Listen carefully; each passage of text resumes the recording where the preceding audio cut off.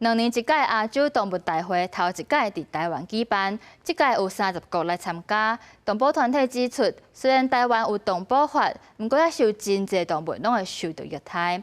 农业部就表示，除了会依法甲处罚，嘛会加强训练业者，希望会当改善这款情形。太阳伞到伫鱼的喙齿，佮出力甲另外一头绑伫鱼尾。动保团体批评这种绑活的鱼仔方式真残忍，因那猪仔送到百品市场拍卖，动保团体也翕到猪仔防暴力对待，甚至直接甲因的喙咬咧，就拖咧行。动保团体指出，虽然台湾有动保法，但是伫业界依然有真侪经济动物受到虐待。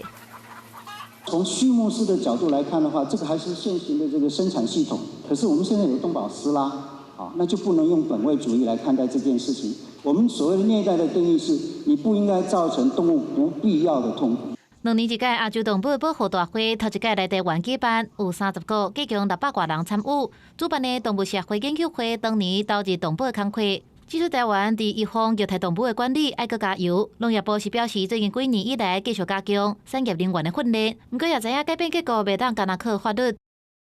社会没有共识下，直接用法律去做一些处理的话，反而是事倍功半。所以我们期待的是在生产者本身的意识的提升跟改变。总统赖清德也出席致辞，强调伟大的国家必须要尊重所有生命。因为一个伟大的国家，不仅仅要保护人民生命财产安全，更要展现对所有生命的关怀与尊重。